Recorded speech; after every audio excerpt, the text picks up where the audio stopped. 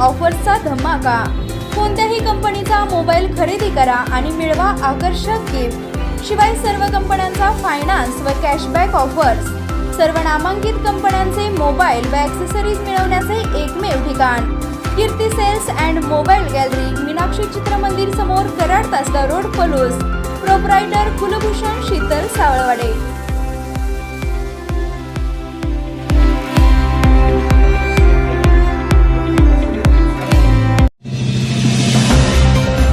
आमदार विश्वजित कदम यांच्या हस्ते विविध विकास कामांचा उद्घाटन समारंभ।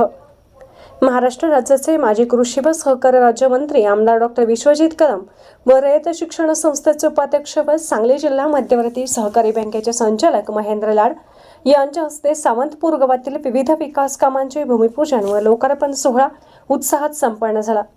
यावेळी सावंतपूर गावातील एकूण रक्कम रुपये 4.5 कोटी इतक्या विविध विकास कामांचे भूमिपूजन व उद्घाटन करण्यात आले।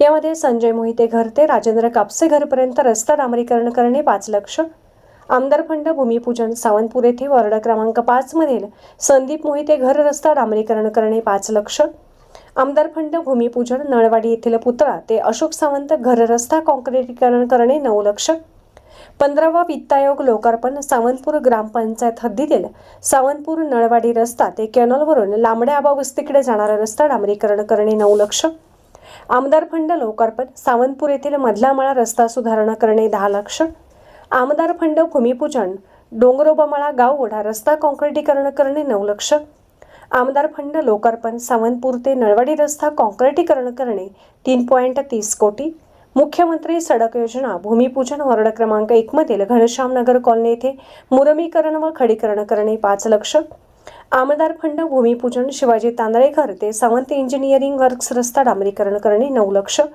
नागरी सुविधा भूमिपूजन सावंतपूर येथील पलूस कॉलनी रोड ते जाधवमळाकडे जाणारा रस्ता काँक्रिटीकरण करणे 10 लाख, जनसुविधा भूमिपूजन उत्तम अंतू जाधव घर ते सर्जेराव जाधव घर बंदिस्त गटार करणे 9 लाख, 15वा वित्त आयोग लोकार्पण साई कॉलनी ते कुंडल शिव सुयोग कॉलनी नवीन पाईपलाईन करणे 5 लाख, 15वा वित्त आयोग भूमिपूजन सावंतपूर येथील जाधवमळा फाळकेमळा कदम वस्ती माने वस्ती बोंगाणेमळा येथील रस्ते मुरमीकरण करणे या कामांचे उद्घाटन करण्यात आले।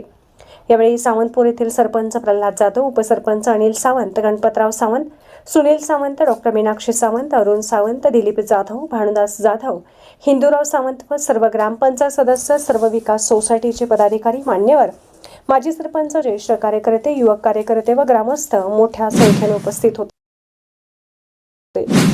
काळामध्ये निश्चितपणे काही छोटे छोटे किरकोळ प्रश्न राहिले असतील।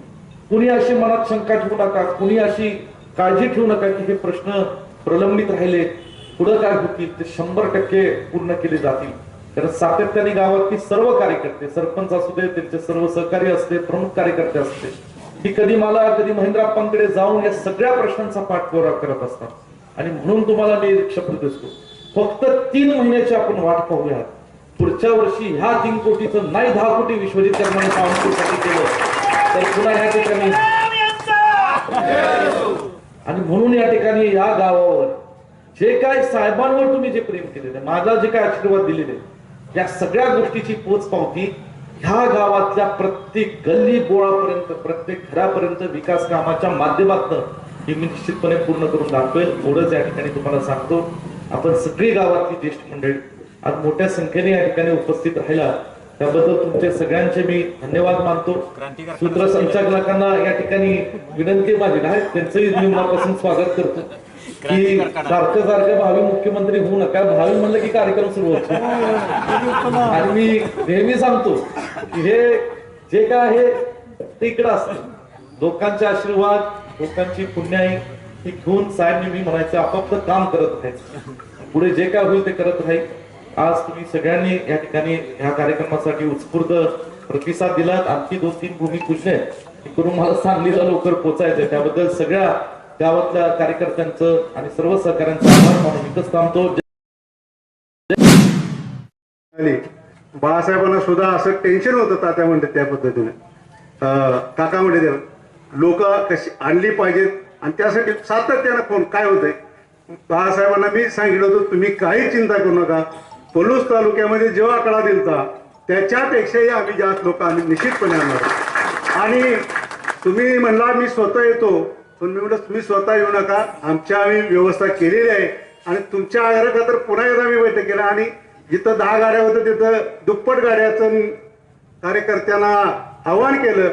त्या गाड्या भरून सुद्धा पुन्हा पुण्याला गाड्या कमी पडल्या. म्हणजे अशा पद्धतीनं साहेबांच्या वरती प्रेम करणारा एक वर्ग निश्चितपणे साहेबांनी मिळवून ठेवलेला आहे आणि तो तसाच आज आपण जतन करायचा आहे आणि इथून पुढच्या काळामध्ये आपण सुद्धा सर्वांनी एकसंघपणे काम करूया. या भागाचा विकास निश्चितपणे करूया.